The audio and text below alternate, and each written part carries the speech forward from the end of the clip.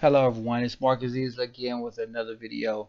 I'm gonna tackle a tough subject today, so if you can't listen to the whole video, don't stop right now. Just stop because you got to hear the whole entire thing. I'm not really gonna be able to do everything I want to say on this topic, but I am gonna address it because it's just the truth. Number one, God has commissioned us to do a work, a thing, and that thing is love. Love each other, and the Bible says love covers a multitude of sins. I've heard that so many times before, and I glanced over it. I really didn't, I understood it, but it was a revelation that the Lord really spoke to me a couple weeks ago, and he really enlightened me to what he meant when he said that love covers a multitude of sins. And yes, he means that. So I started thinking about, like, okay, well, what could love cover? I almost couldn't come up with something that love would not cover, and that brought me to abortions. And I understand that you got the Democrat, Republican, pro-life, and all these other people, pro-choice, all this other stuff that's going on. And if you're a Christian, you're supposed to be pro-life, you can't be pro-choice, and all this other stuff like that. So from a political agenda, it's crazy. But outside of that, let's just deal with the issue for as a biblical based believer. What is it our responsibility as it relates to this? Many people say I'm pro-choice. I'm pro-life. That's killing a baby, that's killing life, that's murder. It leaves one dead and one wounded, and they're completely against it. And then the people on the left will say, hey, okay, let's just say all these people that's having abortions have all these children. Are you going to adopt any of them? And of course, most people say, well, no, I'm not going to adopt any of them. So, okay, so if the person that's having them don't want them, what are we going to do with the children? Oh, put it in a foster home. And that's another burden on the government. But you don't want much. You don't want more government, right? So it's a bunch of this and that. So it's like, if you're not going to adopt the children, why you care so much? Oh, because if it's life. If it's a life, come adopt it. And but no one's gonna be like, no, the abortion lines aren't all the way. The people that protest for the pro-choice, saying that's a baby, those people aren't in the line and saying, hey, I will adopt the child, I will adopt the child. They're not lining up to take on these children if they were to come into the earth. So the question is, how do we deal with this? And I think when God made that statement saying love covers a multitude of sin, is right there. So what am I saying? What I'm saying is, if we really loved each other the way that God said we ought to love each other, there would be far less abortions. How would that be? If we had a community, a church, we got millions of churches, it seems like, around just in the South.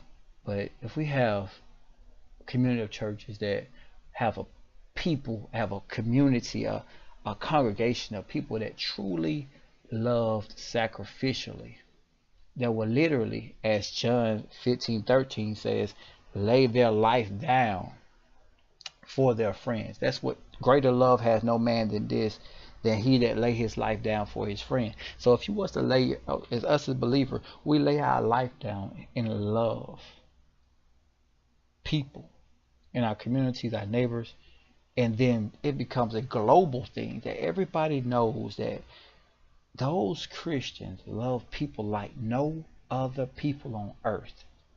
You can literally walk up to them and hand them a baby and they will raise it because they love life so much. They're so pro-life that you can have the baby and they will raise them for you.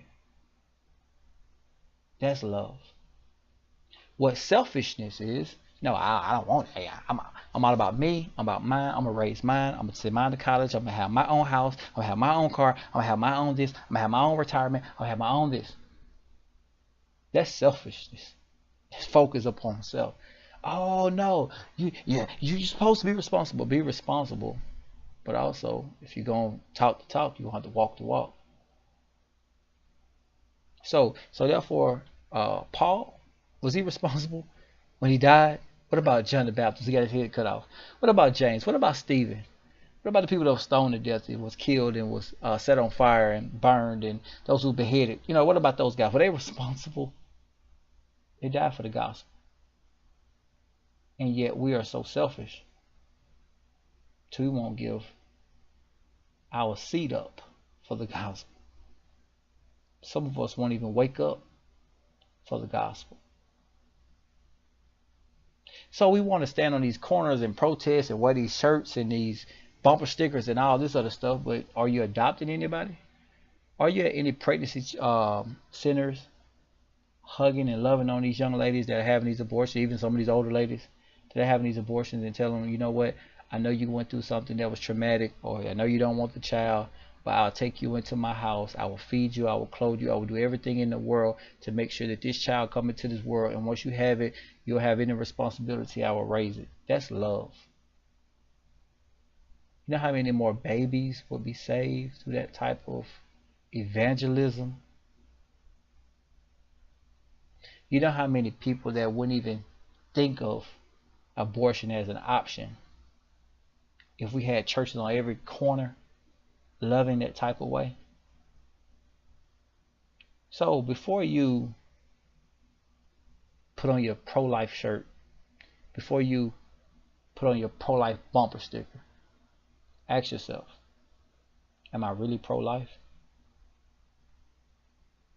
Am I willing to give my life to be pro-life? Or as long as it's, I can go cast a vote on pro-life, but if it costs me anything more than that, I'm not. Greater love had no man than this, that he lay his life down for his friends. Love covers a multitude of sin. You call it a sin. God said love covers it. Something to think about. You can be selfish, or you can be loving and caring and kind. Open up your home, open up your heart, open up your wallet, open up your life to truly be pro-life. Other than that, just a person standing in a boat of ox, person wearing a bumper sticker or wearing a t-shirt, causing confusion, creating division where it should be love. Man, I have to agree with the sin, but you still gotta love. So if you love the right way, you won't be so angry at them for having an abortion. You'll be angry at yourself for not doing something. And I'm not talking about voting. I'm talking about living and dying. Something to think about. Okay, before I go, I'm not saying I'm a pro whatever. What I'm saying is we got to stop pointing the finger at everyone else and realize what Christianity is supposed to be, and then start living it and start loving. But if you're not going to live it, and you're not going to love the right way, you're just running your mouth, causing division, the very thing in which you're supposed to. Sin is going to be here. People are going to have abortions, whether you love everybody. Yeah, people are going to have abortion. Can't save everybody, but you can make a bigger difference loving than you can standing in protest and trying to get some law change. That's gonna, if you change the law, guess what's gonna happen? It's gonna be dirtier, nastier abortions. They're gonna do it in the back alleys and these apartments and everywhere else. That's always gonna happen. So you can vote all you want, but it's not gonna get rid of abortion. Protest all you want, but it's not gonna get rid of abortion. They close down. We close down a clinic. Yay! Guess what he's gonna be doing in the back alley somewhere? Congratulations. Now you have a less sanitary process with doing this. Try believing in God. Try seeking God and asking him what he wants you to do. Try adopting. Try loving these people that are going to these clinics. You'll be amazed at the difference you can make. Peace.